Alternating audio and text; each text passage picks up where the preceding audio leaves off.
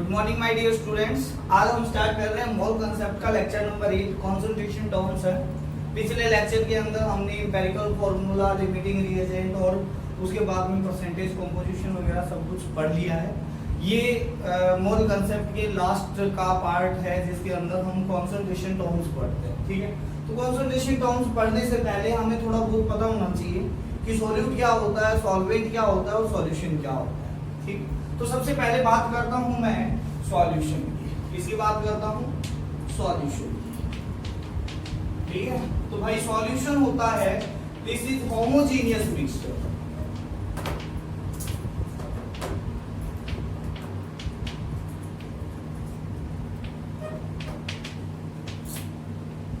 Mixture of two और more than two pure substance. ठीक है, पहली बात ध्यान से देख लो कि होमोजेनियस मिक्सचर है ना, जो सॉल्यूशन होता है वो मिक्सचर होता है। बेसिकली वो क्या होता है आपके पास में? मिक्सचर होता है। कौन सा मिक्सचर होता है? Homogeneous mixture. अब होमोजेनियस मिक्सचर को किस तरीके से समझोगे? ठीक है, होमोजेनियस मिक्सचर। ठीक है, देखो ध्यान से,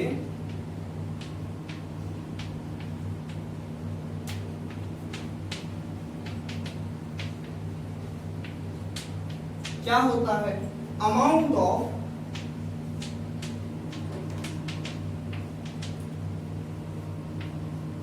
solute in solution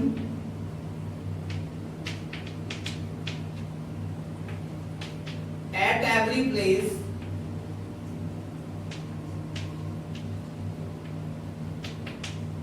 is same.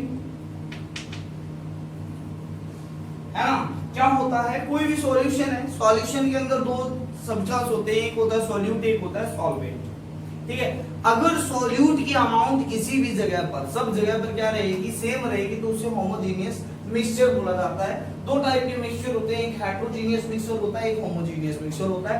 Examples के थ्रू समझते हैं। एग्जांपल है आपके पास में, ध्यान से देखना। मैंने क्या किया? वाटर प्लस NaCl को क्या किया? मिक्स किया। ठीक है, अब देखो आपकी जनरल लाइफ में बोले तो ये नमकीन पानी है। ठीक है, ध्यान से देखना, इधर ये है सॉल्वेंट। बाद में पता चलेगा ये सॉल्वेंट क्यों है और ये सॉल्यूट क्यों है। ठीक है, तो ये सॉल्यूट है, ये सॉल्वेंट है। ये आपके पास में बीकर है जिसके अंदर सॉल्यूशन बना हुआ। ठीक है, ये सॉल्यूशन बना हुआ। ठीक है, अब इस सॉल्यूशन में बहुत सारी जगह है। ठीक है, एक अपर वाला पार्ट है, डाउन वाला पार्ट है, साइड वाला पार्ट है, साइड अपर पार्ट है, साइड लोअर पार्ट है। ठीक है, तो मैंने क्या किया? हर जगह से अलग अलग सैंपल कलेक्ट किए। अलग अलग जगह से मैंने क्या किए? अलग अलग सैंपल कलेक्ट किए। ये सारे सैंपल लिए। नंबर 1 है, ये नंबर 1 है, ये नंबर 2 है, ये नंबर 3 है, ये नंबर 4 है, ये नंबर 5 है, ये नंबर 6 है। ठीक है, अलग अलग जगह से सैंपल कलेक्ट किए। मैंने क्या देखा? इन सभी सैंपल्स में, जैसे 1 ml लिया, इन 1 ml के अंदर जो NaCl की अमाउंट थी वो क्या थी? सेम थी, हर जगह पर सेम थी। तो इसे क्या बोलेंगे? वो होमोजेनियस मिक्सचर बोलेंगे। ठीक है, तो अमाउंट ऑफ क्या हो जाएगा? Amount of NaCl in every sample is same. ठीक है, अगर सेम होगी तो हम उसे क्या बोलेंगे? आपके पास में होमोजेनियस मिक्सचर। वहीं पर दूसरा है आपके पास में हेटेरोजेनियस मिक्सचर। ठीक है, हेटेरोजेनियस मिक्सचर कभी भी सॉल्यूशन का फॉर्म नहीं करता है। ध्यान से देखना, आप सॉल्यूशन का फॉर्म सिर्फ होमोजेनियस मिक्सचर करता है। ठीक है, अब क्या होता है हेटेरोजेनियस? अगर अमाउंट ऑफ सॉल्यूट है, इन सॉल्यूशन है, एवरी प्लेस के ऊपर डिफरेंट है। ठीक है, तो क्या हो जाएगा इसका? Amount of solute in solution at everywhere is not same। ठीक है, एग्जाम्पल के तौर पे समझते हैं। मैंने क्या किया, वाटर प्लस में सैंड पार्टिकल को क्या कर दिया, मिक्स कर दिया, सैंड पार्टिकल। ठीक है, अब क्या हुआ, मैंने एक बीकर लिया, इसके अंदर मैंने इस तरीके से क्या किया है, आपके पास में वाटर प्लस सैंड पार्टिकल का मिक्सचर लिया हुआ है। ठीक है, तो ये है आपके पास में सॉल्वेंट है। ठीक है, और ये क्या है आपके पास में, सॉल्यूट है। ध्यान से देखना, होता क्या है, जैसे ही मैंने मिक्सअप किया तो यहाँ पर जो सैंड पार्टिकल है उनकी अमाउंट है वो डाउन क्या होगी, आपके पास में ज्यादा होगी। यहाँ पर होगी तो सही, बट इसकी कंपैरिजन में यहाँ पर क्या होगी, ज्यादा होगी सैंड पार्टिकल की अमाउंट। अब मैंने क्या किया, यहां से सैंपल कलेक्ट किया, यहां से सैंपल कलेक्ट किया, यहां से सैंपल कलेक्ट किया, और मैंने सैंपल कलेक्ट किया यहां से भी और यहां से भी। ठीक है, तो 1 2 3 और ये 4 है, ये 5 है। ठीक है, तो मैंने क्या देखा, amount of sand particle in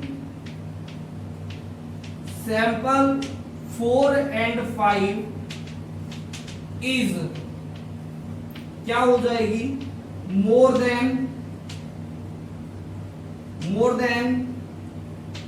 in first and second. ठीक है, फर्स्ट और सेकंड की कंपैरिजन के अंदर फोर्थ और फिफ्थ में अमाउंट क्या हो जाएगी, ज्यादा हो जाएगी। तो इस मिक्सचर को क्या बोलेंगे, हेटेरोजीनियस मिक्सचर। तो सबसे पहली बात तो है सॉल्यूशन। सॉल्यूशन हमेशा क्या होता है, होमोजीनियस मिक्सचर होता है। ठीक है, ध्यान से देखना, सॉल्यूशन होता है वो क्या बनता है आपके पास में, सॉल्यूट प्लस में सॉल्वेंट से मिलकर बना होता है।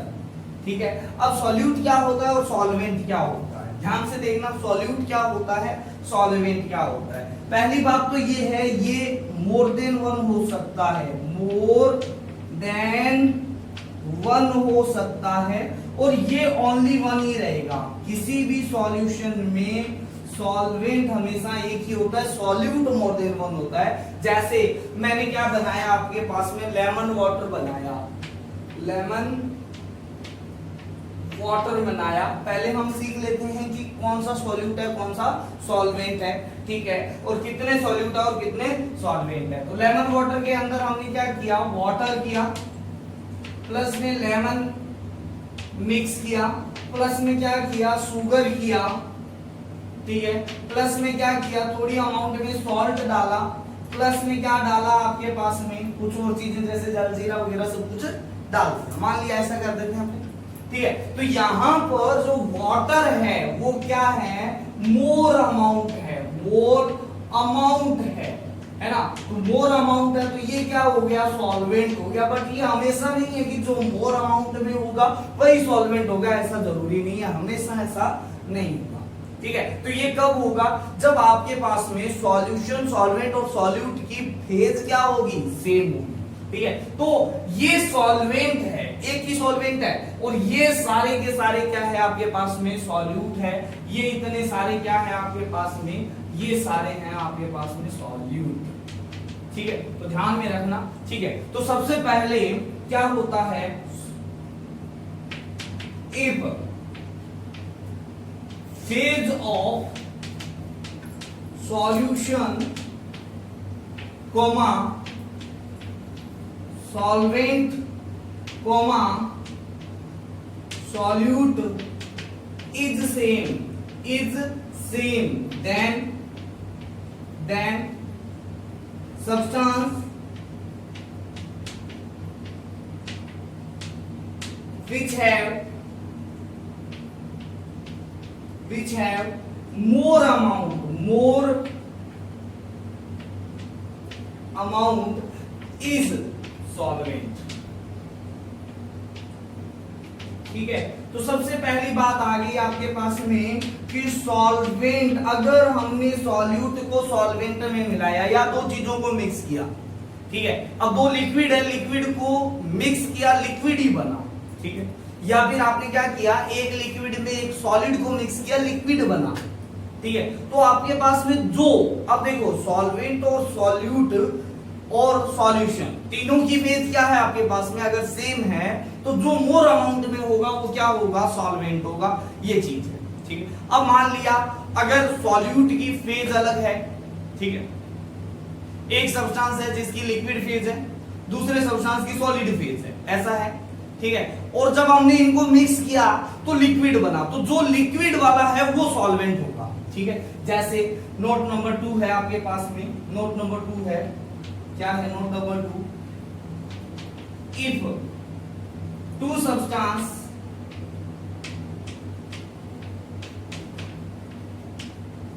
मिक्स्ड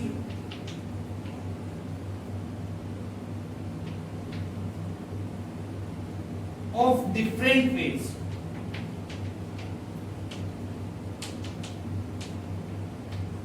अगर मैं दो सब्सटेंस जिनका फेज क्या है, डिफरेंस है, मान लिया स्टेट है उनकी लिक्विड और सॉलिड है, मान लिया, ठीक है, phase mixed of different phase, mixed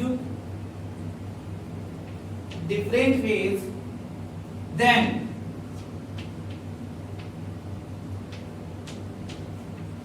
solvent is those whose phase is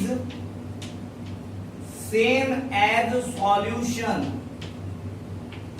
solution ध्यान से देखना इधर, सॉल्वेंट वही होगा जिसकी फेज है ना, सॉल्वेंट वही होगा जिसकी फेज क्या है, सॉल्यूशन की फेज के बराबर है। जैसे शुगर सिरप है, शुगर सिरप है, शुगर सिरप में क्या होता है, पानी लेस अमाउंट में होता है, शुगर ज्यादा अमाउंट में होती है ना, ठीक है। अब मैंने क्या किया, वाटर को किसमें मिक्स किया, बहुत सारी शुगर के अंदर मिक्स किया, बट जैसे ही हमने उनको गर्म किया तो आपके पास में क्या बना, जो सिरप बनी वो लिक्विड फेज की बनी, ठीक है। अब अमाउंट तो ज्यादा शुगर का है, बट हमारे पास में यहाँ पर सॉल्वेंट क्या रहेगा, वाटर ही रहेगा, इस चीज का ध्यान में रखना है। तो भाई ये चीज आ गई आपके पास में, सॉल्वेंट क्या होता है, सॉल्यूशन क्या होता है और सॉल्यूट क्या होता है। तो आगे हमारे पास में बढ़ने में बहुत ज्यादा हेल्प मिलेगी, ठीक है।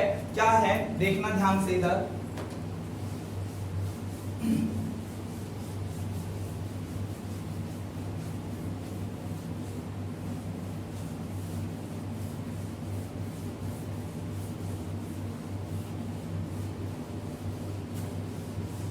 हाँ ध्यान से देखना इधर, मान लिया हमारे पास में बाइनरी मिक्सचर है, बाइनरी मिक्सचर का मतलब क्या है आपके पास में, one solute plus one solvent, है ना, प्लस वन सॉल्वेंट, ठीक है। तो भाई ये चीज है आपके पास में, उसे बाइनरी मिक्सचर बोला जाता है। दो सब्सटेंस का मिक्सचर क्या होता है, होमोजेनियस मिक्सचर, बाइनरी सॉल्यूशन हो जाएगा, ठीक है। चलो हमारे पास में बात आती है कि सर हमने एक क्या किया, सॉल्वेंट लिया, उसके अंदर क्या मिला दिया, सॉल्यूट मिला दिया, भाई मिला दिया, कोई दिक्कत नहीं थी, ठीक है। बाद में किसी ने पूछ लिया, मान लिया गलती से मिल गया, ठीक है, बाद में किसी ने पूछ लिया कितना मिला है बताओ, है ना, तो अमाउंट ऑफ क्या निकालना, सॉल्यूट, अमाउंट ऑफ सॉल्यूट किसमें, अरे भाई सॉल्यूशन के अंदर या सॉल्वेंट के अंदर, वो क्या होती है, उस टर्म्स को बोला जाता है कॉन्सेंट्रेशन। क्या बोला जाता है, कॉन्सेंट्रेशन। भाई कॉन्सेंट्रेशन कुछ अलग नहीं है, कॉन्सेंट्रेशन है क्या, कॉन्सेंट्रेशन है अमाउंट ऑफ सॉल्यूट, किसके अंदर भाई, भाई सॉल्यूशन के अंदर या सॉल्वेंट के अंदर, ठीक है। तो हमारे पास में एक नई टर्म आई कॉन्सेंट्रेशन, कॉन्सेंट्रेशन, ठीक है। तो भाई कॉन्सेंट्रेशन होता क्या है, वो होता है amount of solute, amount of solute divide by क्या होता है भाई, अमाउंट ऑफ क्या, किसके अंदर, सॉल्यूशन के अंदर, सॉल्यूशन के अंदर या फिर किसके अंदर, सॉल्वेंट के अंदर। भाई यही कॉन्सेंट्रेशन है, बस सॉल्यूट की अमाउंट निकालनी है सॉल्यूशन या सॉल्वेंट के अंदर, वो कॉन्सेंट्रेशन है। तो ध्यान से देखना, अमाउंट, भाई अमाउंट कितने तरीके से निकाल सकते हैं, बताओ जल्दी से। अमाउंट सोचो दिमाग में कि अमाउंट कितने तरीके से निकाल सकते हैं। तो भाई अमाउंट निकालने के हमारे पास में 3 मेन तरीके होते हैं। क्या, तोल के, तोल लिया, ठीक है ना, नाप लिया, है ना, जैसे कोई लिक्विड है तो लीटर में नाप लिया भाई, है ना। और तीसरा होता है गिन लिया, जैसे कोई काउंटेबल है तो गिन लिया, ठीक है ना। तो अमाउंट निकालने के 3 तरीके हैं, ठीक है। तो हम यहाँ पर अमाउंट ऑफ सॉल्यूट कितने तरीके से निकाल सकते हैं, 3 तरीके से निकाल सकते हैं। कैसे निकाल सकते हैं भाई, अमाउंट ऑफ सॉल्यूट यानी या तो लूंगा मास या लूंगा मैं क्या, वॉल्यूम, है ना, और या लूंगा number of mole. Number of मोल भाई क्या है आपके पास में, काउंटेबल है ना, मोल क्या है, काउंटेबल वैल्यू, ठीक है। जैसे दर्जन हो गया, सेंचुरी होगी, वैसे मोल है, ठीक है। क्या, ऑफ सॉल्यूट है या नहीं, ठीक है। डिवाइड में, अब अमाउंट इनकी भी तो 3 ही तरीके से निकाल सकते हैं। कैसे, मास या फिर वॉल्यूम, या फिर वॉल्यूम, या फिर क्या निकाल सकते हैं, number of mole. Number of मोल किसके अंदर, ऑफ किसके अंदर, या तो सॉल्यूशन के अंदर, है ना, या फिर किसके अंदर, सॉल्वेंट के अंदर, है ना, ठीक है। तो भाई याद रखना, ये सॉल्वेंट है ना, ये सॉल्वेंट ओनली एक जगह यूज आएगा, ठीक है, ओनली वन टाइम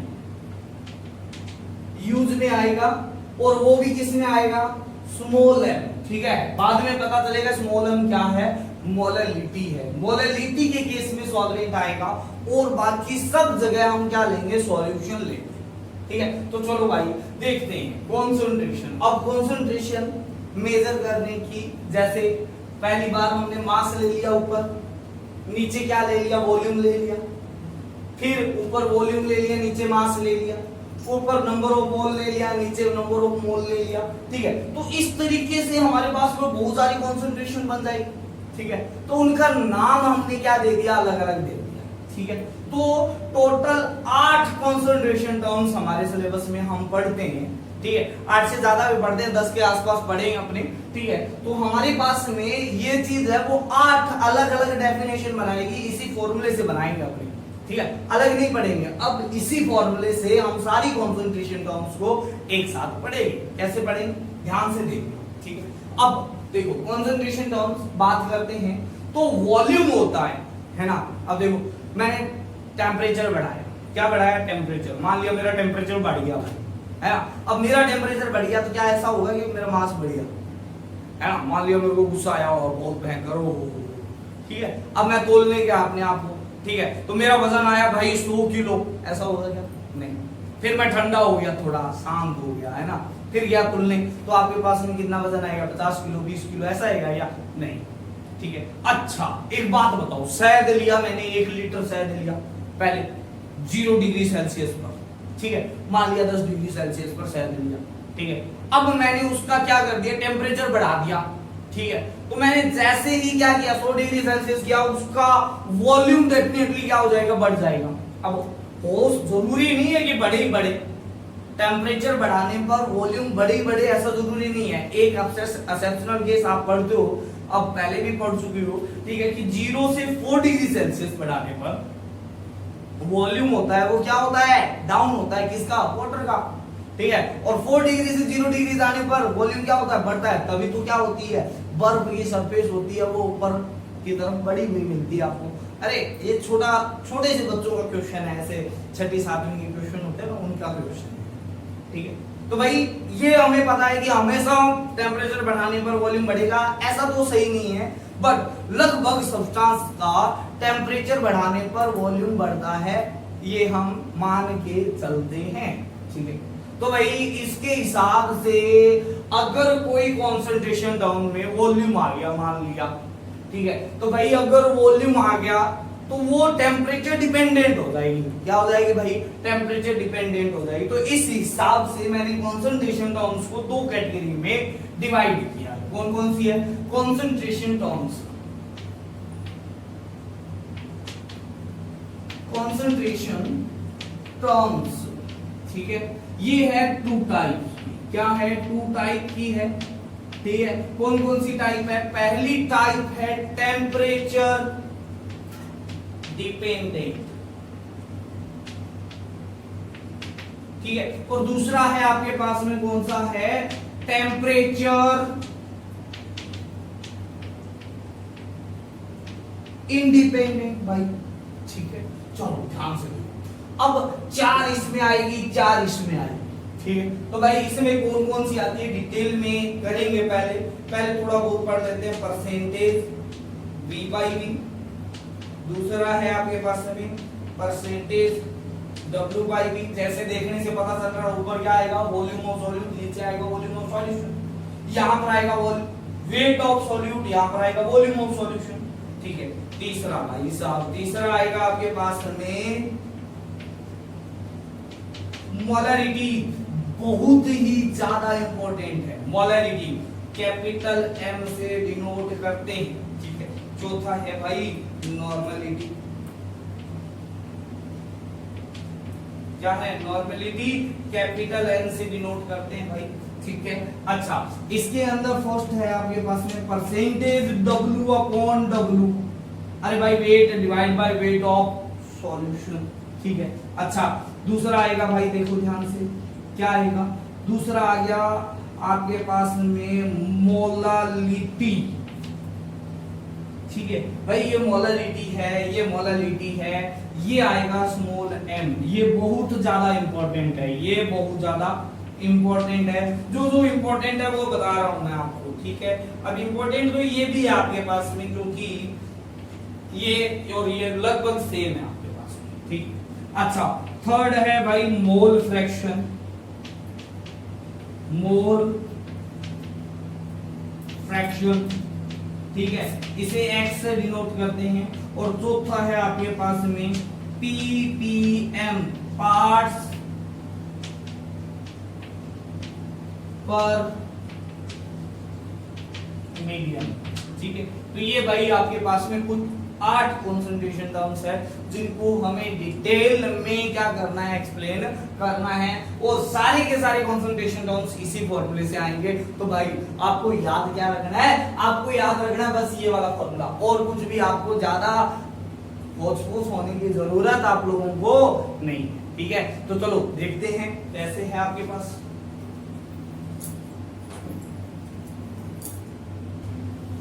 हाँ, तो अब एक एक करके इनको क्या करते हैं? डिस्कशन करते हैं।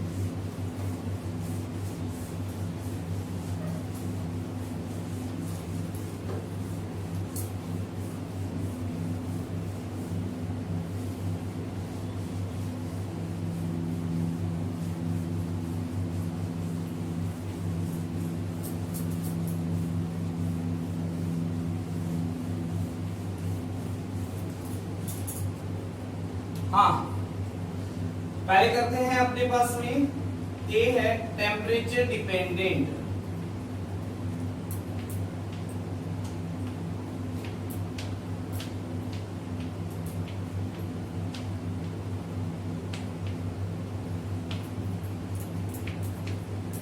concentration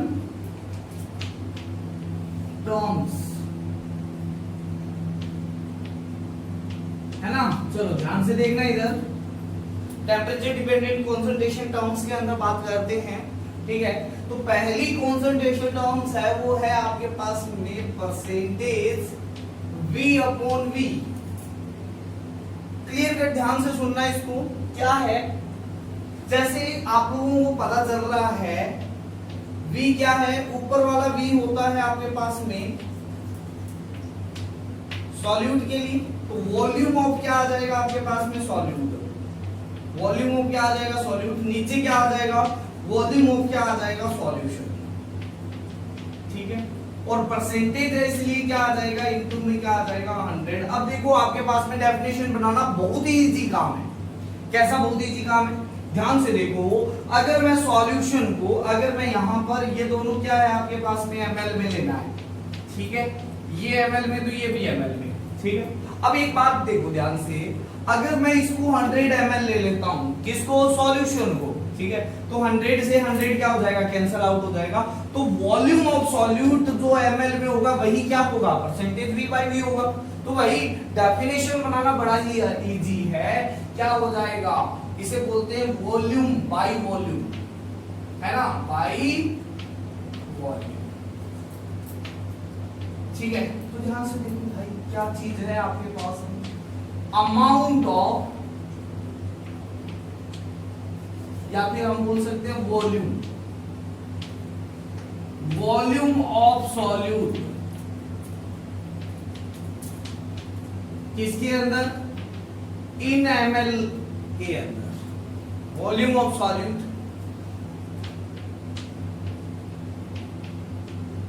present in 100 ml of solution is known as percentage v by v। बहुत ही इजी था आपके पास में, डेफिनेशन बनाना बहुत ही इजी था। अब आप लोगों को ये पता है, पहली चीज तो ये हो गई आपके पास में, भाई ध्यान से सुनना। अब आपके पास में वी नो दैट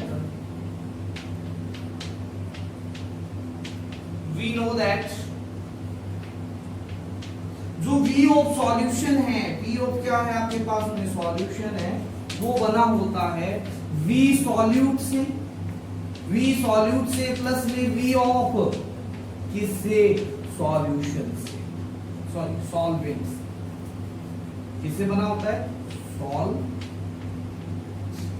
ध्यान से सुनना, बहुत ही इजी हो जाएगा आपके पास में यहाँ पर, ठीक है। ये वाली उठा के इसके अंदर रख दो भाई, तो परसेंटेज v अपॉन v क्या हो जाएगा, v ऑफ क्या आ जाएगा, सॉल्यूट आ जाएगा, वो भी ml में, डिवाइड में, ध्यान से देखना, ये आ जाएगा v सॉल्यूट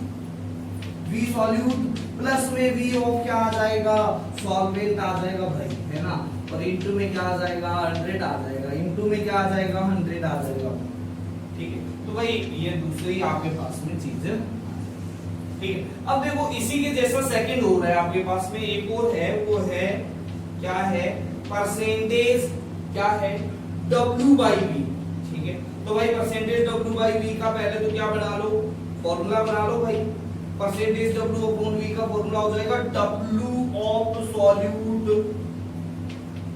किसके अंदर भाई, इस ग्राम के अंदर भाई, डिवाइड बाई क्या आ जाएगा, वॉल्यूम ऑफ क्या आ जाएगा भाई, सॉल्यूशन किसके अंदर भाई, ml के अंदर भाई, ठीक है, इनटू में आ जाएगा 100, इनटू में आ जाएगा 100 आ जाएगा। तो भाई ये आ गया इसका फॉर्मूला। अब आप लोगों को पता ही है कि v सॉल्यूशन क्या होता है, v सॉल्यूशन होता है v solute plus v solvent, ठीक है। पर इसकी पहले डेफिनेशन बनाओ, तो डेफिनेशन बनाने के लिए इसको 100 ml ले लिया, तो 100 ml में 100 से 100 कैंसिल आउट, तो जो अमाउंट ऑफ यानी वेट ऑफ क्या है, सॉल्यूट किसके अंदर, ग्राम में है, वही क्या हो जाएगा, percentage v by v, sorry w by v हो जाएगा। तो इसे बोलते हैं परसेंट वेट बाई वॉल्यूम भी बोला जाता है, इसे वेट बाई वॉल्यूम भी बोला जाता है। तो ध्यान से देखना क्या हो जाएगा,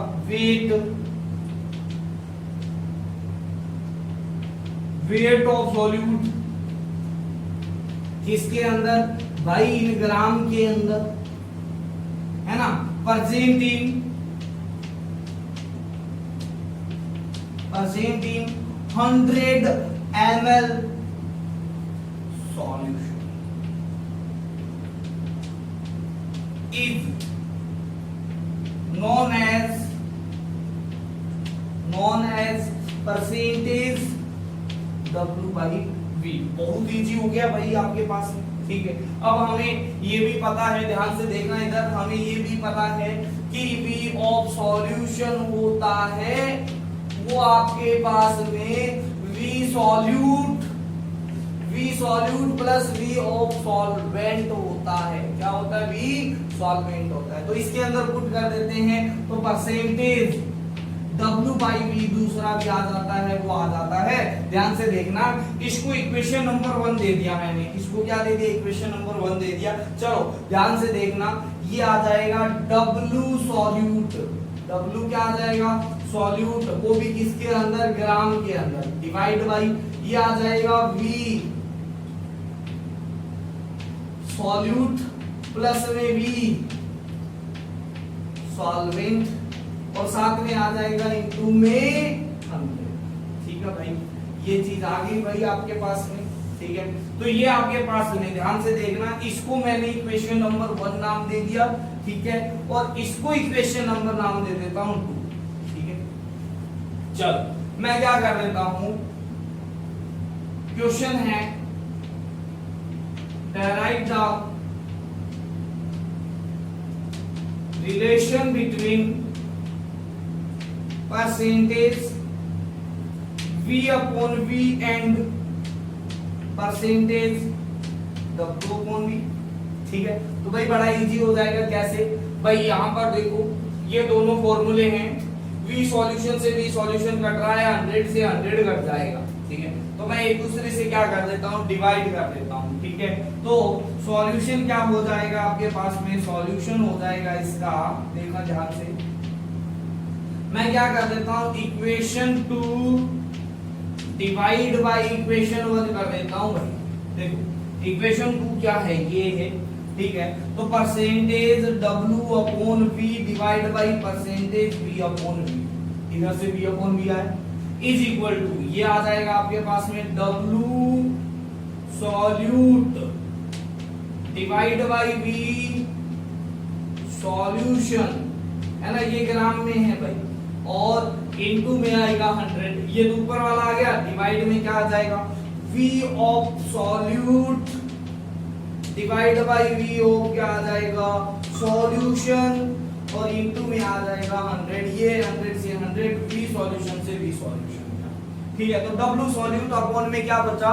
V सॉल्यूट बचा। अच्छा, W बाई V क्या होता है? वेट बाई वॉल्यूम क्या होता है भाई? डेंसिटी होता है। आप लोगों को पता है ना डेंसिटी क्या होता है? Ratio of weight divide by volume of the substance. ठीक है, तो आपके पास में percentage W by V divide by percentage V upon V आ गया, डेंसिटी ऑफ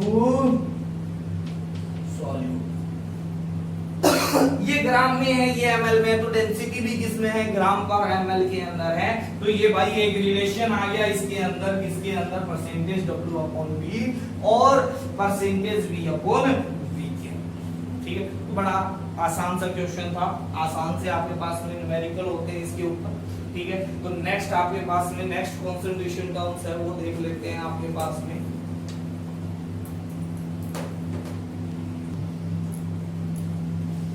तो भाई नेक्स्ट कंसंट्रेशन टर्म्स है आपकी, वो है मोलरिटी। ठीक है, देखो मोलरिटी को,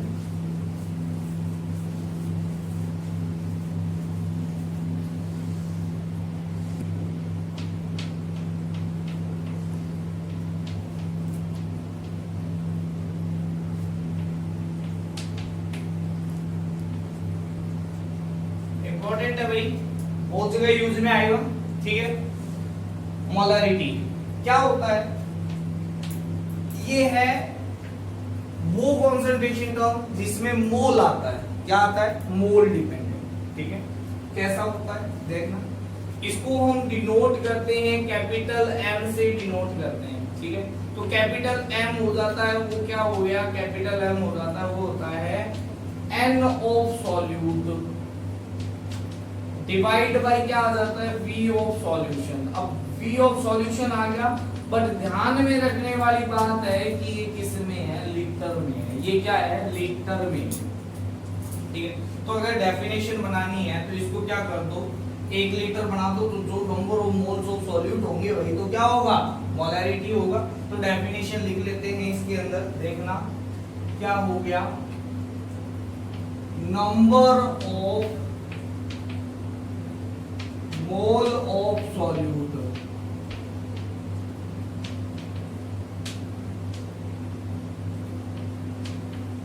presenting 1 liter सॉल्यूशन। ठीक है, तो ये आपके पास में is molarity is known as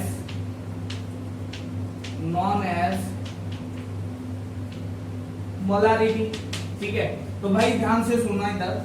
ठीक है, ये इसके बारे में कुछ इंपॉर्टेंट बातें करते हैं। ठीक है, कैसे बातें करते हैं, एक आ गया आपके पास में ये। अब number of moles of solute कैसे निकालोगे, number of moles of solute है वो कैसे निकालोगे, वो निकालोगे weight divide by molar mass, है ना। मोलर मास हो क्या है आपके पास में, सॉल्यूट आएगा। ठीक है, ये भी किसका आएगा, सॉल्यूट आएगा। ठीक है, तो मोलैरिटी एक ये भी हो जाती है, क्या हो जाती है आपके पास में, weight of solute divide by क्या आ जाता है, मोलर मास। ठीक है, ये आएगा मोलर मास ऑफ सॉल्यूट। ठीक है, इनटू में आ जाएगा V ऑफ क्या आ जाएगा, सॉल्यूशन आ जाएगा। सॉल्यूशन आ जाएगा, वो भी किसके अंदर आ जाएगा, लीटर के अंदर आ जाएगा। ठीक है, अब ध्यान से सुनना इधर एक बात सुनो, अगर मैं इसको परसेंटेज W/V में कन्वर्ट करना चाहूँ कैसे करूंगा, देखो ध्यान से।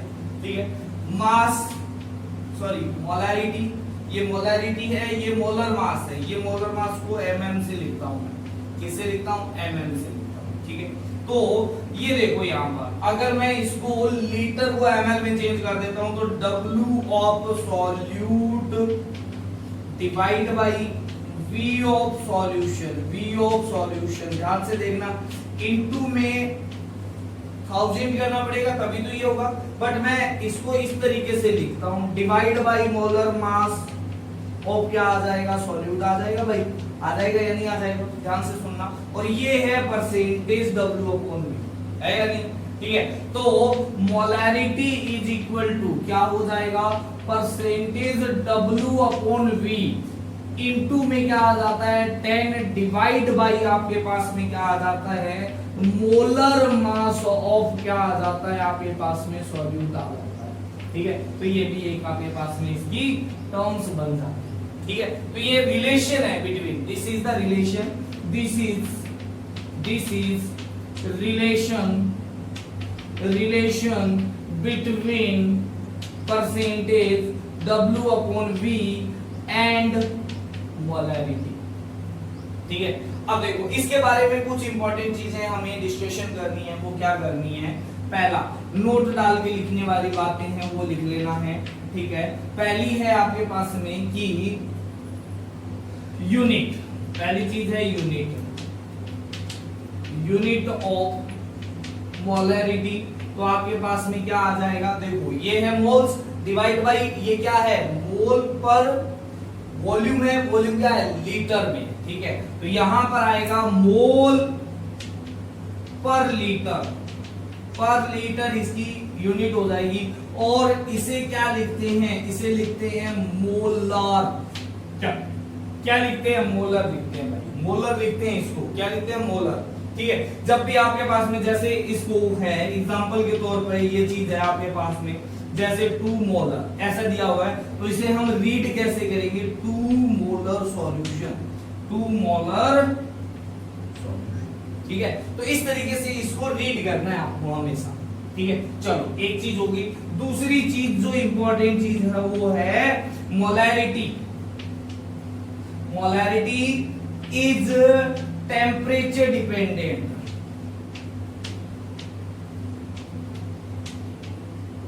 ठीक है, और मोलैरिटी होता है वो इनवर्सली प्रोपोर्शनल टू टेम्परेचर होता है, मतलब जैसे ही टेम्परेचर बढ़ाओगे तो वॉल्यूम क्या हो जाएगा, बढ़ जाएगा। वॉल्यूम बढ़ जाएगा तो मोलैरिटी क्या हो जाएगी, कम हो जाएगी। ठीक है, तो ध्यान में रखने वाली बात ये है कि molarity is temperature dependent which is inversely proportional to temperature. ठीक है, तो ये चीज आई भाई। आगे और कुछ इंपॉर्टेंट बातों के बारे में डिस्कशन करते हैं इसकी। ठीक है, इसका कंसेप्ट है वो बहुत ही अलग है। क्या है, ठीक है, जैसे हम डाइल्यूशन केस के अंदर लगा सकते हैं इसको। तीसरा क्या है आपके पास में, डाइल्यूशन। डाइल्यूशन की बात करते हैं तो डाइल्यूशन क्या होता है भाई, एडिशन ऑफ वाटर। क्या होता है, एडिशन ऑफ वाटर। ये है डाइल्यूशन का मतलब है आपके पास में एडिशन ऑफ वाटर की बात कर रहे हैं भाई, है ना। ठीक है, मान लिया आपके पास में, ध्यान से देखना इधर, मैंने क्या किया, एक आपके पास में सॉल्यूशन है जिसकी मोलैरिटी दी हुई है m1 और इसका वॉल्यूम है v1। ये आपके पास में कोई सॉल्यूशन दिया हुआ है, इसके अंदर मैंने क्या कर दिया, मैंने इसके अंदर V2 लीटर वाटर को क्या कर दिया, लीटर वाटर क्या कर दिया, ऐड कर दिया। ठीक है, वाटर क्या कर दिया आपके पास में, ऐड कर दिया। तो आपके पास में मिस्टर रिजल्टेंट क्या आ जाएगा और बी रिजल्टेंट क्या आ जाएगा, इसकी चीज हमें निकालनी होगी। ठीक है, तो हम इस केस में कैसे करेंगे भाई, इसमें करेंगे वो कैसे करेंगे, m1v1 इज इक्वल टू ये आ जाएगा mr/vr। ठीक है, mr/vr, यहां पर आपके पास में vr है वो आ जाएगा v1 प्लस में क्या आ जाएगा v2। कितना वाटर आपने क्या किया है, ऐड किया है, तो हम इससे क्या निकाल सकते हैं, वाटर ऐड करने के बाद में भी मोलैरिटी निकाल सकते हैं। ठीक है, तो डाइल्यूशन करने पर सॉल्यूशन वॉल्यूम ऑफ सॉल्यूशन क्या हो जाता है, बढ़ जाता है। तो मोलैरिटी होता है वो इनवर्सली प्रोपोर्शनल टू क्या होता है, डाइल्यूशन होता है। मतलब अगर डाइल्यूशन किया तो मोलैरिटी आपकी क्या हो जाएगी, कम हो जाएगी। ठीक है, ध्यान से देखना इधर। तो दो केस आ गए आपके पास में। तीसरा केस होता है आपके पास में कि अगर दो सेम सब्सटेंस है, सेम सब्सटेंस का सॉल्यूशन है, ठीक है, और उनकी मोलैरिटी क्या है, अलग अलग है। जैसे आपके पास में ये है आपके पास में जिसमें m1 और v1 है। ठीक है, इसके अंदर उसी सब्सटेंस का सॉल्यूशन जिसकी मोलैरिटी m2 है, वॉल्यूम v2 है, इनको ऐड कर दिया जाए तो आपके पास में क्या आएगा, mr/vr। vr आपके पास में क्या है, resultant molarity and resultant volume. ठीक है, तो आपके पास में इस केस के अंदर when same solution of same substance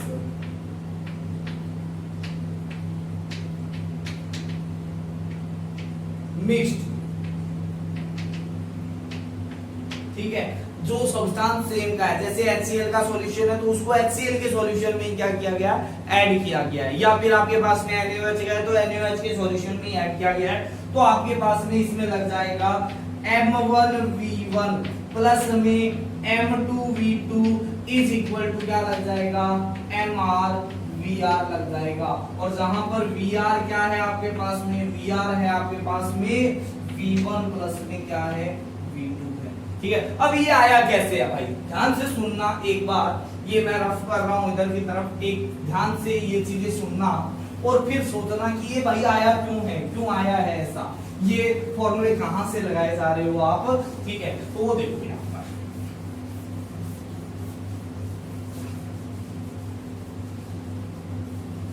ध्यान से देखना, मेरे पास में है, जैसे यहां पर आपके पास में क्या था, 2 मोल NaCl, ठीक है, और प्लस में 3 लीटर का क्या था आपके पास में, कोई सॉल्यूशन था, तो इसकी मोलैरिटी कितनी आ जाएगी, m1 आ जाएगी, मान लिया ऐसा है। ठीक है, इसके अंदर मैंने क्या कर दिया, कोई दूसरा सॉल्यूशन है जिसके अंदर 3 मोल क्या है आपके पास में, NaCl है, क्या है, NaCl है, और साथ में इसका वॉल्यूम है वो कितना है, 4 लीटर है। इनको मिक्स किया मैंने, ठीक है, तो ध्यान से देखना, मेरे पास में मुझे ये पता है कि जब दोनों को मिक्स करूंगा तो क्या आएगा, यहां पर N ऑफ NaCl है वो क्या हो जाएगा, ऐड भी होगा ना, वही तो होगा। ठीक है, कैसे भाई, कोई NaCl प्रोड्यूस थोड़ी हो रहा है, वही तो NaCl है, कुछ इसमें था, कुछ इसमें था, कुछ मोल इसमें थे, कुछ मोल इसमें थे, जैसे ही ऐड किए तो आपके पास में क्या होगा, वॉल्यूम सॉरी मोल्स है वो तो कांस्टेंट रहेगा ना, ठीक है। तो हमारे पास में ये हो गया कि इसके अंदर मान लिया N1 मोल थे, इसमें N2 मोल थे और यहाँ पर NR आ गए, ठीक है, रिजल्टेंट मोल, ठीक है। तो NR कहां से आए हैं भाई, NR आए हैं N1 प्लस में कहां से आए हैं N2 आए, ठीक। तो भाई अब देखो यहां पर ध्यान देना, इसकी मोलैरिटी M1 थी, वॉल्यूम क्या था V1 था, इसकी मोलैरिटी क्या थी M2 थी, वॉल्यूम क्या था V2 था, इसकी मोलैरिटी MR है और वॉल्यूम क्या है VR है, ऐसा है, ठीक है। अच्छा मोलैरिटी का फॉर्मूला तो होता है N अपॉन में N of solute divide by V of क्या होता है सॉल्यूशन होता है, ठीक है। ये सॉल्यूट है भाई, ये क्या है सॉल्यूट है भाई, ठीक है। तो N ऑफ सॉल्यूट क्या आ गया भाई, N ऑफ सॉल्यूट क्या आ गया भाई, आपके पास में आ गया molarity of solution into V of क्या आ जाएगा भाई सॉल्यूशन आ जाएगा। अरे वाह भाई वाह भाई वाह, ठीक है। तो इसका मतलब N1 क्या आ जाएगा, N1 आ जाएगा इस सॉल्यूशन की मोलैरिटी और इस सॉल्यूशन का क्या आ जाएगा वॉल्यूम, ठीक है। इसी तरीके से N2 क्या आ जाएगा भाई, N2 आ जाएगा इस सॉल्यूशन की मोलैरिटी इनटू इस सॉल्यूशन का वॉल्यूम, ठीक है। अच्छा तो NR क्या आ जाएगा भाई, NR आ जाएगा इसकी मोलैरिटी जो हमें निकालनी है और BR आ जाएगा ये वाला, ठीक है। अब ऐसा तो है नहीं कि आपने दोनों को मिक्स किया तो कुछ बाहर गिरा दिया कुछ अंदर गिरा दिया, ऐसा तो दोनों का वॉल्यूम तो क्या होगा ऐड ही होगा ना, ठीक है। तो यहां से हमारे पास में आ जाएगा कि VR भी क्या हो जाएगा V1 प्लस में क्या हो जाएगा V2 हो जाएगा भाई, ठीक है। तो अब इनको इसके अंदर पुट करो, ठीक है, तो आपके पास में ये आ जाएगा पुट इन इक्वेशन दिस, ये सब चीजें हैं वो किसके अंदर पुट करनी है आपके पास में इसके अंदर, ठीक है। तो यहाँ पर कंसेप्ट क्या लग रहा है, कंसेप्ट ये लग रहा है कि जैसे कि दो सेम सब्सटेंस के सॉल्यूशन को मिक्स किया जाता है, के सॉल्यूशन को क्या किया जाता है मिक्स किया जाता है, तो उस सब्सटेंस के मोल्स चेंज नहीं होते, वो आपस में क्या हो जाते हैं ऐड हो जाते हैं, बस यही कंसेप्ट लगाया और इसी से ये फॉर्मूले आ गए आपके पास में, ठीक है। तो भाई यहां से ही आया है, इसके अंदर रखा तो ये आया है MR VR, ठीक है, is equal to M1 V1, भाई M1 V1 प्लस में क्या आ गया भाई M2 V2 आ गया है भाई, ठीक है भाई, कोई दिक्कत नहीं है यहाँ पर, ठीक है। तो यहाँ पर निकाल ही लेते हैं, इसका एग्जांपल है ये वाला, ठीक है। तो मुझे ये निकालना है, ठीक है, इसकी मोलैरिटी निकाल लेते हैं, M1 कितनी आ जाएगी भाई 2/3 आ जाएगी, ठीक है। इसकी कितनी आ जाएगी भाई 3/4 आ जाएगी, ठीक है। अच्छा इसकी निकालनी है भाई, ठीक है। तो MR को निकालना है, VR कितना हो जाएगा VR, अरे भाई V1 प्लस V2 3 प्लस 4 कितना हो गया 7 हो गया, इनटू में 7 इज इक्वल टू M1 कितना है भाई, M1 है आपके पास में 2/3 इनटू में आ गया 3 प्लस ये कितना आ गया भाई, ये आ गया 3/4 इनटू में 4, ठीक है। तो भाई ये 3 से 3 कैंसिल, ये 4 से 4 कैंसिल, तो MR है वो क्या हो जाएगा, ये आ जाएगा आपके पास में 5/7। अच्छा ये क्या दिखाई दे रहा है आपको, ये दिखाई दे रहा है कि अगर इसकी मोलैरिटी थी 2/3, इसकी 3/4, ठीक है, तो इसकी जो मोलैरिटी है वो क्या आएगी इन दोनों के बीच में आएगी भाई, जो मिक्सचर रिजल्टेंट है। एक चीज और ध्यान में रखना है, जो मोलैरिटी ऑफ रिजल्टेंट है वो क्या आएगी आपके पास में M ऑफ मिनिमम से तो ज्यादा आएगी और मैक्सिमम से क्या आएगी हमेशा कम आएगी। जो सॉल्यूशन आप ऐड कर रहे हो ना उनके बीच में आएगी, ऐसा नहीं है कि मोलैरिटी बढ़ जाएगी, मोलैरिटी नहीं बढ़ेगी भाई, मोलैरिटी उनके बीच में ही आएगी, ठीक है। तो भाई ये चीजें फिर से नोट कर लो आपको, ठीक है। चलो कुछ और बातें करते हैं, ठीक है, और बातें हैं आपके पास में इसके मोलैरिटी से रिगार्डिंग, ठीक है। तो चौथा है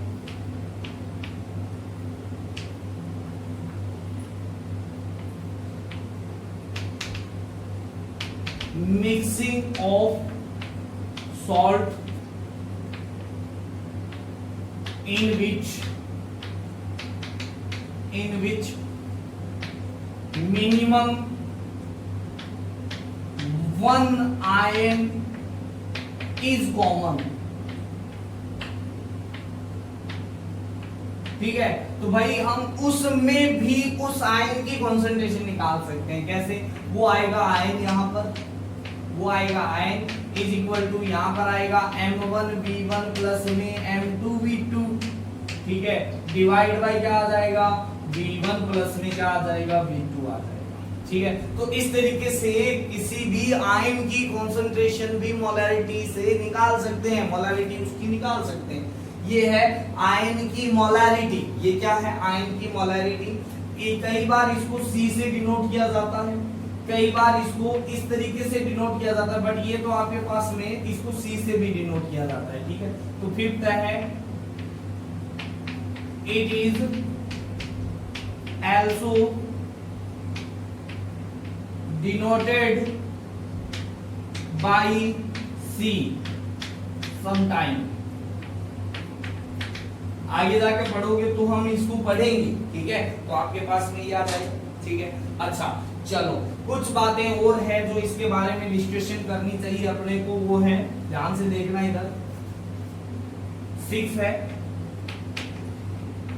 फॉर आइडियल गैस, तो PV is equal to nRT होता है। तो P इज इक्वल टू क्या आ जाएगा? N अपोन में क्या आ जाएगा? V, और साथ में क्या आ जाएगा आपके पास में? RT। अरे भाई अगर V सॉल्यूशन है उसको क्या ले लिया जाए आपके पास में? लीटर में ले लिया जाए। क्या ले लिया जाए? लीटर में। तो P इज इक्वल टू क्या आ जाता है? CRT भी आ जाता है। जहां पर C है वो मोलैरिटी ही है। क्या है? मोलैरिटी ही है। तो एक आपके पास में ये आइडियल गैस इक्वेशन में PV is equal to P is equal to CRT भी आ जाता है। ठीक है, तो ये आपके पास में मोलैरिटी था। ठीक है, अब आपके पास में नेक्स्ट कॉन्सेंट्रेशन टर्म की ओर चलते हैं, वो है नॉर्मलिटी। क्या है आपके पास में? नॉर्मलिटी। चलो ध्यान से सुनना इधर।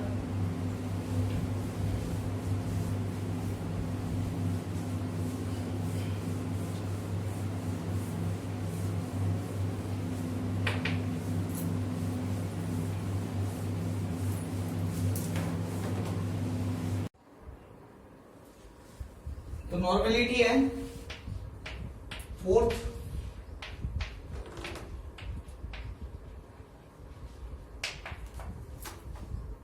ठीक है, तो भाई नॉर्मलिटी को समझने के लिए हमें कुछ और चीजें समझनी पड़ेगी। वो चीज क्या है? एक एन फैक्टर आता है, उसके बारे में थोड़ा बहुत, और इक्विवेलेंट वेट के बारे में हमें पढ़ना पड़ेगा। ठीक है, ध्यान से देखना यहाँ पर जो नॉर्मलिटी होता है वो होता है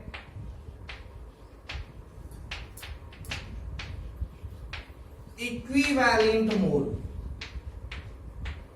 ऑफ सॉल्यूट। भाई घबराने की जरूरत नहीं है। ठीक है, इक्विवेलेंट मोल है वो समझते हैं क्या है? डिवाइड बाय आपके पास में क्या है?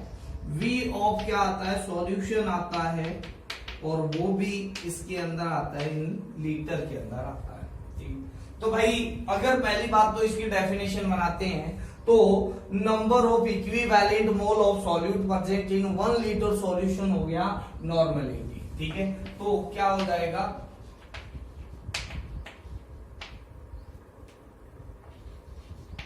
Equivalent mole of solute in 1 litre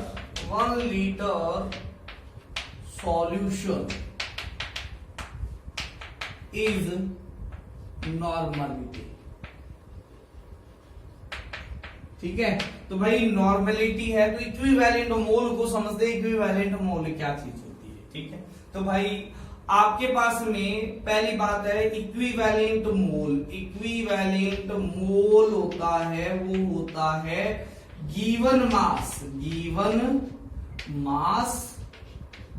divide by आपके पास में आता है वो आता है इक्विवेलेंट वेट। क्या आता है? Equivalent weight. जैसे उसमें मोलर मास आता है, क्योंकि हमें ये पता है ना कि मोल्स है ना, n इज इक्वल टू क्या होता है, गिवन मास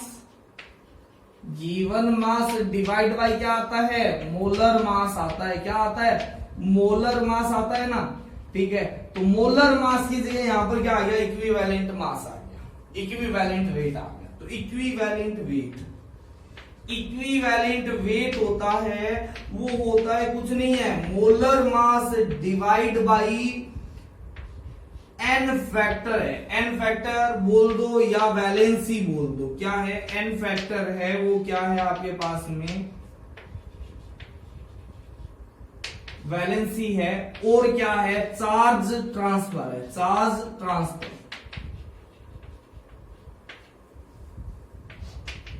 ठीक है, बस ये ध्यान रखो कि कितना चार्ज ट्रांसफर हो रहा है। जैसे आपके पास में कोई सॉल्यूशन के अंदर Mn है, वो Mn+2 में जा रहा है, तो 2 मोल इलेक्ट्रॉन का क्या हो रहा है, वहां पे ट्रांसफर हो रहा है, किसी भी तरीके से हो, तो वो आपके पास में यहां पर आएगा।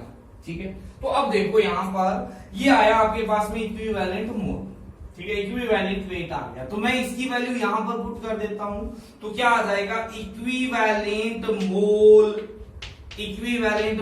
आ जाएगा, वो आ जाएगा गिवन मास डिवाइड बाई ये आ जाएगा मोलर मास इनटू में आ जाएगा एन फैक्टर। अब एन फैक्टर के बारे में थोड़ी देर में पढ़ते हैं। अब ये given mass upon molar mass किसके बराबर है, वो है नंबर ऑफ मोल्स के बराबर। तो इक्विवेलेंट मोल है वो आपके पास में है, वो है नंबर ऑफ मोल्स इनटू में क्या है, एन फैक्टर है। ठीक है, तो भाई ये सब चीजें है ना, ये इक्वेशन नंबर 1 मान लो, ये इक्वेशन नंबर 2 मान लो, ये इक्वेशन नंबर 3 मान लो, ठीक है, और ये इक्वेशन नंबर 4 मान लो। ठीक है, तो आपके पास में क्या आ जाएगा, from equation 4 and second and 4 से, तो ये आ गया आपके पास में। ठीक है, पुट फ्रॉम इक्वेशन, यहां से क्या आ जाएगा, फ्रॉम इक्वेशन 3 से ये चीज आ गई भाई आपके पास में, इसकी जगह आपने रख दिया। ठीक है, अब देखो यहां से पुट इन इक्वेशन 1, क्या कर दो, इसको पुट इन इक्वेशन 1 पुट कर दो। तो 1 में पुट करते ही क्या हो जाएगा आपके पास में, इक्विवेलेंट मोल की जगह नंबर ऑफ मोल, तो आपके पास में नॉर्मेलिटी आ जाएगा n ऑफ सॉल्यूट इनटू में एन फैक्टर डिवाइड बाय क्या है, v ऑफ क्या आ जाएगा, सॉल्यूशन आ जाएगा, वो भी किसके अंदर, इन लीटर के अंदर। अरे भाई n solute upon v solution तो मोलैरिटी होता है। ठीक है, तो भाई यहां से आ गया normality is equal to n factor into में क्या आ गया, मोलैरिटी, क्योंकि ये वाला फॉर्मूला है वो किसका है, मोलैरिटी का है। क्या है, मोलैरिटी का है। तो this is the relation between, ये है आपके पास में relation between normality and molarity. ठीक है, और हमेशा ये ध्यान में रखना है, normality is always greater than equal to molarity, और एन फैक्टर है वो हमेशा बिलोंग्स टू नेचुरल नंबर होगा, कभी भी उसकी वैल्यू फ्रैक्शन में नहीं आएगी। अच्छा, कभी नेगेटिव नहीं आएगी, कभी भी उसकी वैल्यू 0 नहीं हो सकती है। ठीक है, एन फैक्टर की वैल्यू या तो 1 होगी तो एन जो नॉर्मेलिटी है वो मोलैरिटी की क्या होगा, इक्वल होगा। अदरवाइज अगर एन फैक्टर की वैल्यू 1 से ग्रेटर हुई, यानी 2, 3, 4, 5 ऐसी हुई, तो आपके पास में नॉर्मेलिटी है वो क्या होगी, हमेशा ग्रेटर देन मोलैरिटी होगी। याद रखने का तरीका है भाई, नानी क्या होती है, बड़ी होती है, और मम्मी क्या होती है,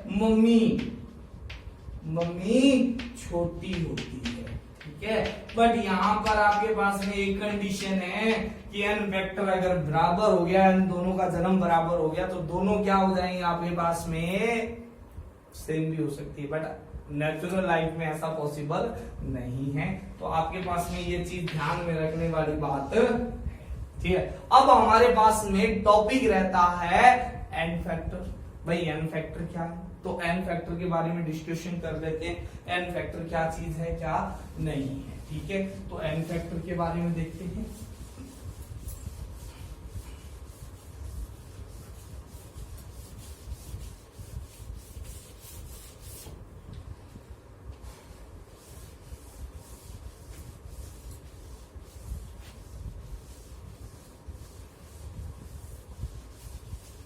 चलो बात आती है हमारे पास में एन फैक्टर की, है ना। तो एन फैक्टर समझना भाई, एन फैक्टर क्या चीज है, ठीक है। एन फैक्टर है चार्ज ट्रांसफर, क्या है, वैलेंसी है या फिर क्या है आपके पास में चार्ज ट्रांसफर है। तो ये है आपके पास में charge transfer by per unit substance, ठीक है। जैसे एसिड है तो 1 मोल एसिड पर मोल सब्सटेंस, पर मोल सब्सटेंस, ठीक है।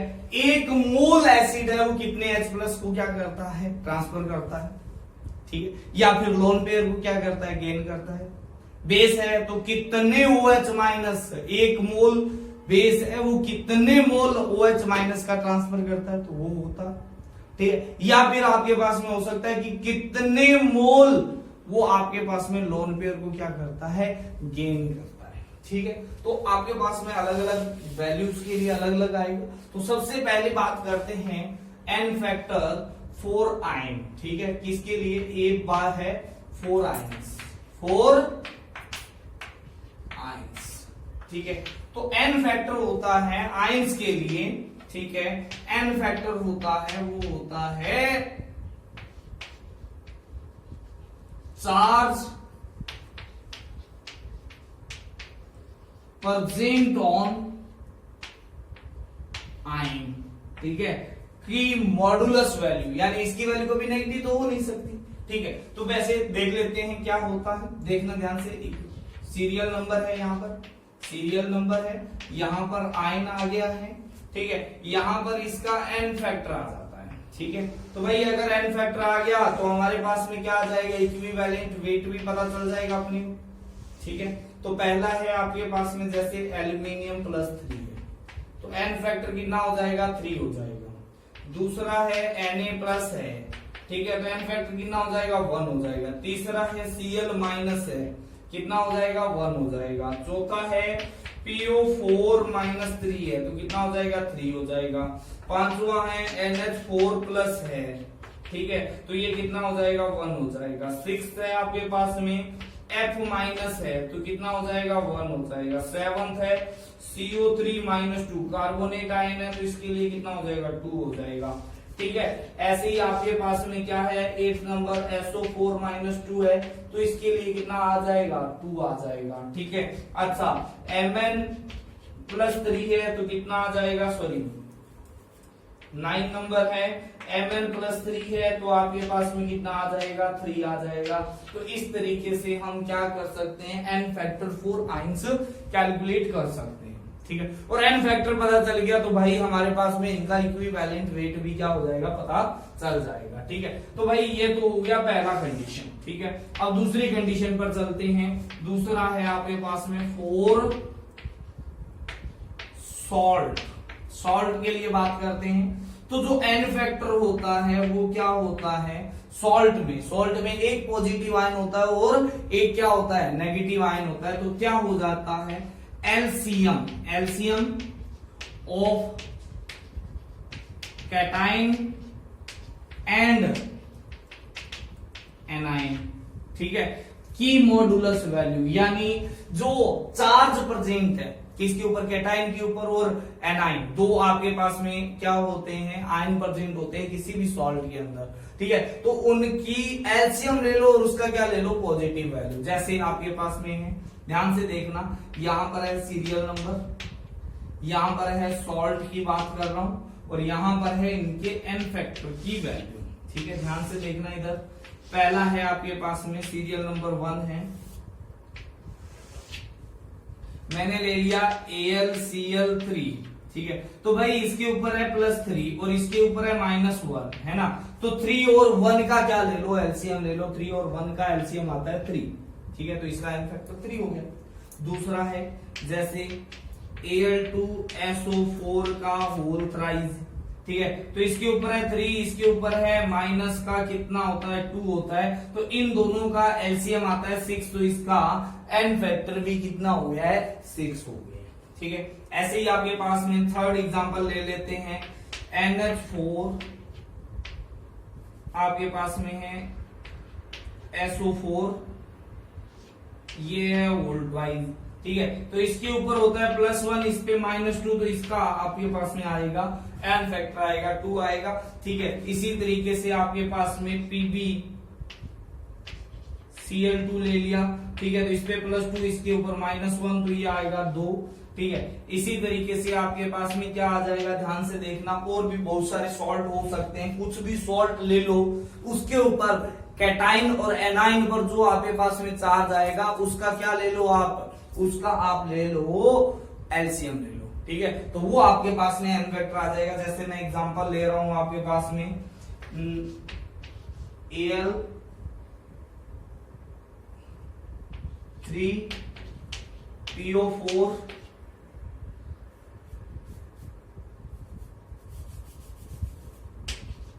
AlPO4, ठीक है। तो इसके ऊपर भी 3 होता है, इसके ऊपर -3 होता है, तो इसका एलसीएम आ जाएगा 3, ठीक है। तो इस तरीके से हम क्या कर सकते हैं, सॉल्ट के लिए n फैक्टर की वैल्यू कैलकुलेट कर सकते हैं, ठीक है। अब आपके पास में आता है, नेक्स्ट आता है, वो आता है B है ये, ठीक है। C की बात करते हैं 4 एसिड की, 4 एसिड, ठीक है। तो 4 एसिड की बात करते हैं तो n फैक्टर होता है, वो होता है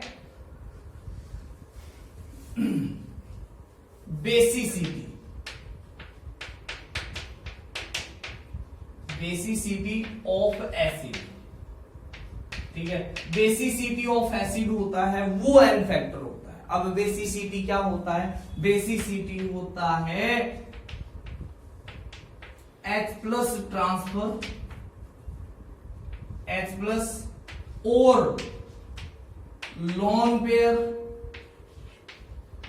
गेन, ये है H+ क्या है आपके पास में, डोनेट, H+ का डोनेशन, कितना डोनेट किया है, कितने, 1 मोल एसिड है वो कितने H+ डोनेट करता है, या कितने लॉन पेयर को क्या करता है, गेन करता है। तो अलग अलग है आपके पास में। जैसे अब आपके पास में सीरियल नंबर आता है, यहां पर इसका एसिड आ जाता है आपके पास में, और यहां पर इनका n फैक्टर आ जाता है। अब कुछ की स्ट्रक्चर से पता चलेगा कि किसका n फैक्टर कितना है, ठीक है। तो चलो पहले हम इजी वाले ले लेते हैं। पहला है आपके पास में HCl, तो ये एक H+ को क्या करता है, डोनेट करता है। दूसरा है आपके पास में H2SO4, तो भाई डिपेंड करता है कि किस तरीके की रिएक्शन है, ठीक है। मान लिया किसी रिएक्शन के अंदर ये मोनोबेसिक भी हो सकता है, ठीक है, यानी एक ही H+ डोनेट कर रहा हो, तो उस कंडीशन में इसका n फैक्टर 1 होगा। अदरवाइज अगर कंप्लीट ट्रांसफर कर रहा है तो ये 2 H+ को ट्रांसफर कर सकता है, तो n फैक्टर कितना हो जाएगा, 2 हो जाएगा। तीसरा है आपके पास में, जैसे तीसरा है HNO3, तो HNO3 कितना हो जाएगा, 1 हो जाएगा, है ना। चौथा है CH3COOH, एसिडिक एसिड। भाई ऐसा नहीं है कि सारे हाइड्रोजन गिन दो और पुट कर दो, भाई जैसे ही ये क्या जाएगा आपके पास, सॉल्यूशन में जाएगा, ये acetate ion plus H+ ion का क्या करेगा, ट्रांसफर करेगा। तो यहां पर एक ही H+ है जो आपके पास में जाएगा, ठीक है, ये वाले नहीं जाएंगे। अब ऐसा नहीं है कि आप सारे गिन के और रख दो उसके अंदर आपका n फैक्टर आ गया, ऐसा कुछ भी होने वाला नहीं है। चलो 5 नंबर है आपके पास में, जैसे मैंने कहा H3PO3, ठीक है। तो H3PO3 की बात करता हूं तो इसका n फैक्टर 3 है, ठीक है। अब ये सारे स्ट्रक्चर से आएंगे, कैसे आएंगे, जैसे देखो यहां पर स्ट्रक्चर बना रहा हूं मैं, अलग अलग एसिड की अलग अलग स्ट्रक्चर है आपके पास में, वो देखना, ठीक है। पहला है आपके पास H3PO3 की बात कर रहा हूं, ठीक है। तो भाई P है और ये डबल बॉन्ड O जुड़ गया, यहां पर देखो आपके पास में इस तरीके से 3 OH जुड़ जाएंगे, क्या जुड़ जाएंगे आपके पास में, 3 OH।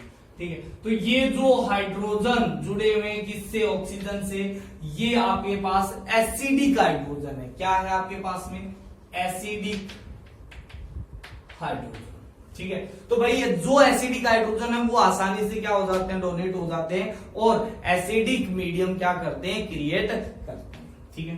चलो दूसरी बात करते हैं आपके पास में H3PO4 है, ये H3PO4 है, सॉरी H3PO4 है, ठीक। नेक्स्ट बात करते हैं H3PO3 की बात करते हैं, ठीक है। H3PO3 की बात करते हैं, तो ध्यान से देखना यहां पर है H3PO3 की, ठीक है। तो एक तो जुड़ गया यहां पर, ठीक है। बचे कितनी ऑक्सीजन, 2 ही बचे हैं, तो 2 OH आ गया इस तरीके से, और एक H है। ये H है वो एसिडिक हाइड्रोजन नहीं है, सिर्फ ये और ये H है वो क्या है आपके पास में, एसिडिक हाइड्रोजन है। तो यहां पर इसकी बेसिसिटी कितनी आ जाएगी, ओनली 2 आ जाएगी, ठीक है। तो भाई याद रखना, ठीक है। 7वां नंबर है आपके पास में H3PO2, ठीक है। क्या है, H3PO2 है, ठीक है। तो इसके अंदर देखो P डबल बॉन्ड O है, यहां पर देखो ध्यान से, तो एक OH आएगा, 2 H सीधे जुड़े हुए हैं। ये एसिडिक हाइड्रोजन नहीं है, सिर्फ एक एसिडिक हाइड्रोजन है, तो इसके लिए एन फैक्टर की वैल्यू 1 आ जाएगी, ठीक है। नेक्स्ट है आपके पास में 8 नंबर, क्या है आपके पास में, मान लेते हैं H2CO3, है ना, कार्बोनेट आयन, ठीक है। तो इसके लिए बात करते हैं, तो देखो C double bond O, OH,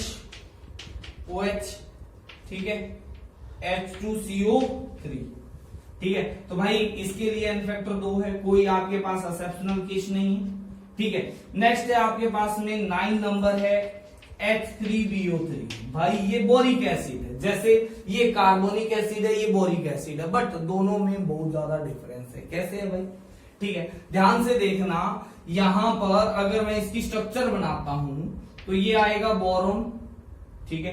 3 OH जुड़े हुए हैं, अब क्या जुड़े हुए हैं इसमें, 3 OH जुड़े हुए हैं इस तरीके से, बट ध्यान में रखने वाली बात ये है कि ये तीनों के तीनों हाइड्रोजन है वो बेसिक हाइड्रोजन नहीं है। क्यों है भाई, क्योंकि इस बोरोन के पास में ऑलरेडी क्या है आपके पास में, वैकेंट ऑर्बिटल पड़ा हुआ है, ठीक है। तो जो हाइड्रोजन डोनेशन होता है वो आपके पास में क्या नहीं होता, इस हाइड्रोजन, इसका जो BOH वोल्ट्राइज, जो H3BO3 है, ये कोई डोनेशन नहीं जाएगा। कैसे जाएगा, जो से ही ये वाटर सॉल्यूशन में जाएगा, यहां पर ऑक्सीजन पर प्रेजेंट लोन पेयर है वो यहां पर डोनेट करेगा, ठीक है। तो ये एक लोन पेयर को क्या करता है, गेन करता है, ठीक है। या तो ऐसे बोल सकते हो, या फिर हम ये बोल सकते हैं कि जैसे ये गेन करेगा तो यहां पर आएगा आपके पास में क्या आएगा, जैसे इस तरीके से बन जाएगा OH और H, यहां पर आएगा प्लस, और ये आएगा आपके पास में यहां पर, और ये 3 OH ऐसे आएंगे, 3 OH ऐसे की ऐसे आ जाएंगे, ठीक है। अब ऑक्सीजन है बहुत ज्यादा इलेक्ट्रोनेगेटिव है, ठीक है। अब क्या करेगा, ये क्या करेगा, ये वाले जो लोन पेयर है इनको क्या कर लेगा, निकाल देगा, और हाइड्रोजन H+ की फॉर्म में क्या कर देगा, ट्रांसफर कर देगा। तो ये कुछ इस तरीके से बनेगा, B, ये बनेगा एक बॉन्ड इस तरीके से, OH, ये है आपके पास में कौन सा, कोऑर्डिनेशन बॉन्ड, ठीक है। और ये है आपके पास में OH, OH और OH, ये के तीनों ऐसे रहे, और साथ में एक H+, ये H+ कहां से आया, वाटर वाले मॉलिक्यूल से आया, कहां से आया, वाटर वाले मॉलिक्यूल से।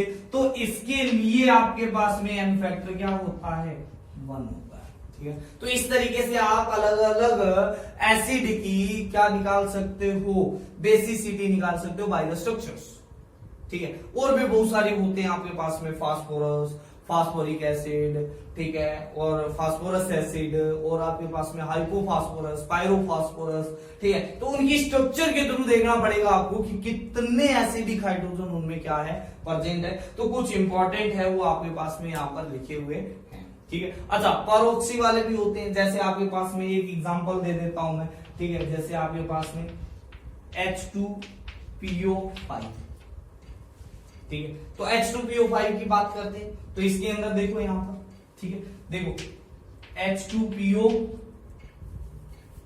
SO 5 लिख दो, है ना, SO5 लिख दो, SO5 लिख दो, ठीक है। तो H2SO5 देखो यहाँ पर SO5, ठीक है। तो यहां पर सल्फर है, ये डबल बॉन्ड O, ये डबल बॉन्ड O, ये आपके पास में OH, और यहां पर परऑक्सी लिंकेज है, यहां पर क्या है, परऑक्सी लिंकेज, इस तरीके से, ठीक है। तो यहां पर ये वाला एसिडिक हाइड्रोजन, तो इस तरीके से आप निकाल सकते हो कि इनकी आपके पास में बेसिसिटी कितनी आती है, ठीक है। ओके, चलो,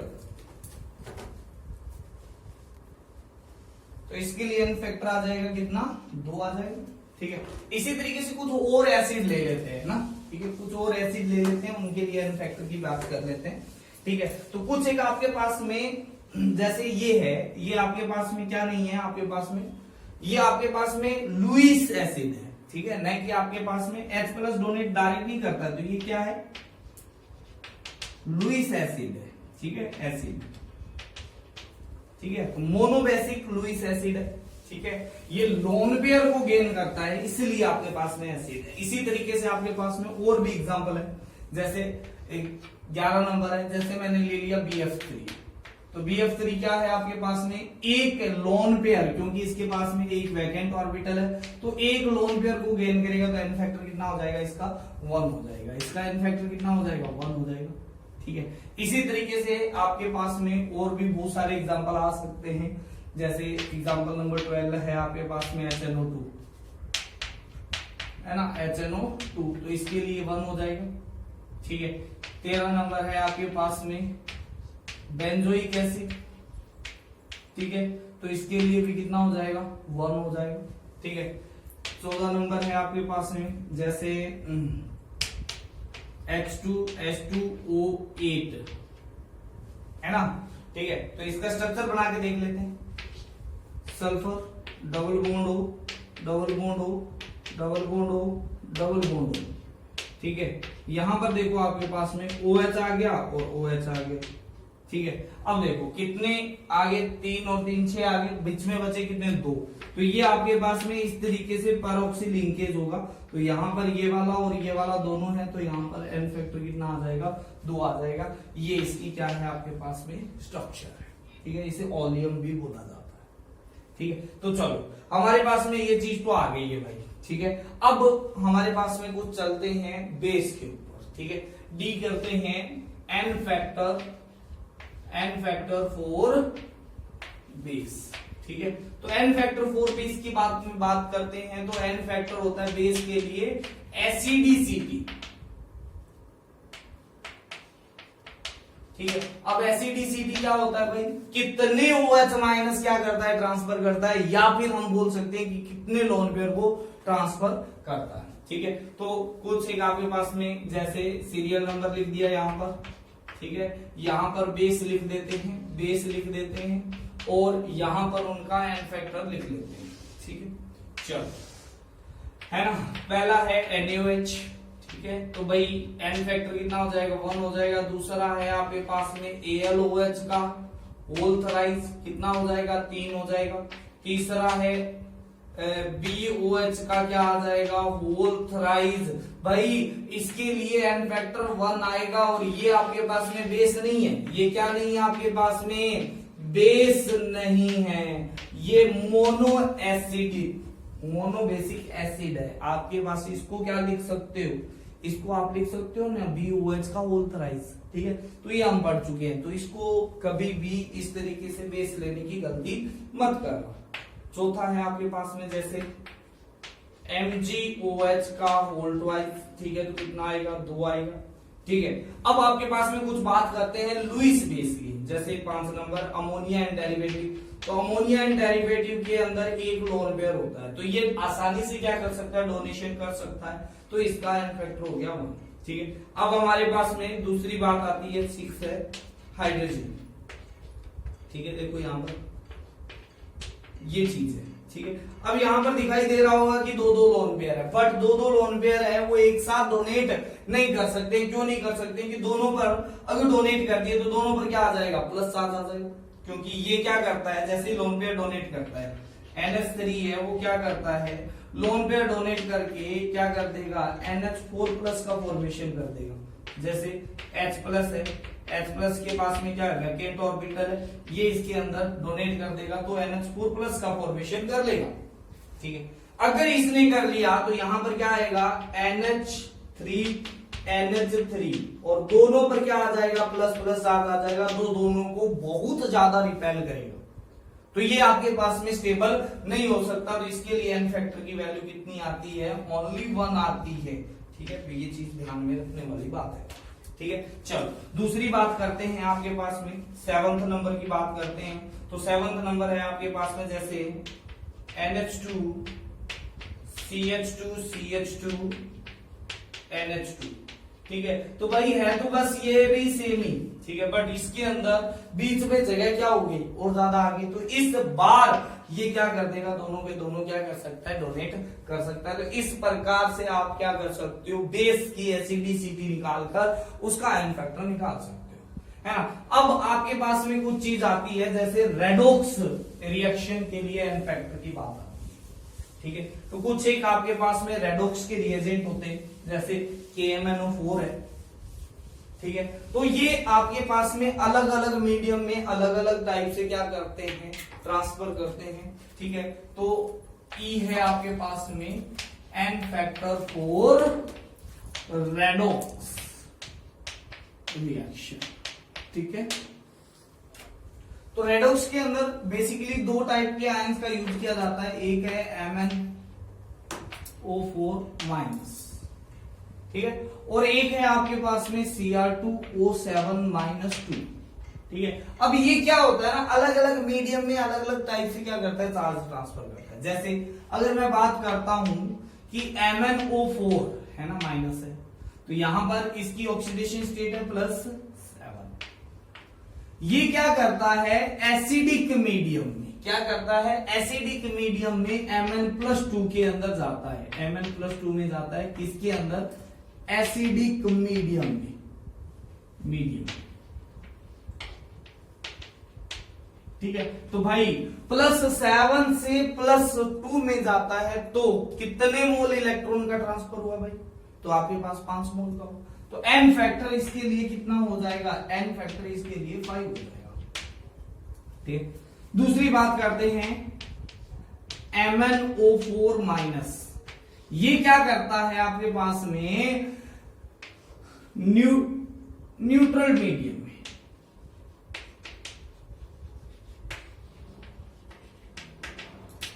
ठीक है। और नेक्स्ट है आपके पास में MnO4-, ठीक है, बेसिक मीडियम।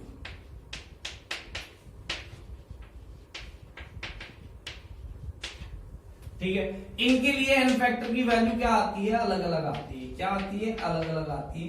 वो अलग अलग क्या आती है, देखना यहाँ पर, ये जाता है Mn+4 के अंदर, तो कितने मोल इलेक्ट्रॉन का ट्रांसफर हुआ भाई, +7 से +4 में जा रहा है, तो 3 मोल इलेक्ट्रॉन का ट्रांसफर हुआ, तो इसके लिए n फैक्टर की वैल्यू आ जाएगी 3।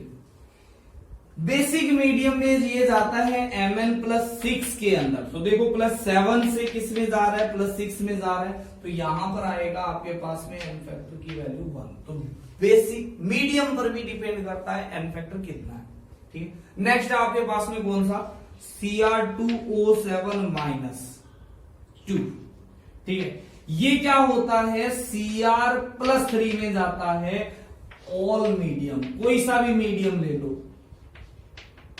ठीक है, अब बच्चे है ना यहाँ पर भी मात खा जाते हैं। देखो कहता है सर यहां पर अगर मैं बात करता हूं तो इसकी ऑक्सीडेशन स्टेट है 2x ±14, ठीक है, इज इक्वल टू, है ना, 2x -14 इज इक्वल टू -2, तो 2x इज इक्वल टू कितना आ जाएगा, 12 आ जाएगा, तो इसके ऊपर +6 होती है, तो +6 से +3 के अंदर भाई 3 मोल इलेक्ट्रॉन का ट्रांसफर हुआ नहीं, यहां से 2 क्रोमियम ट्रांसफर हो रहे हैं, है ना, और दोनों किसमें जा रहे हैं, Cr+3 में, तो ओवरऑल 6 मोल इलेक्ट्रॉन का क्या हो रहा है, ट्रांसफर हो रहा है, तो इसके लिए n फैक्टर की वैल्यू 6 रहेगी किसी भी मीडियम के लिए।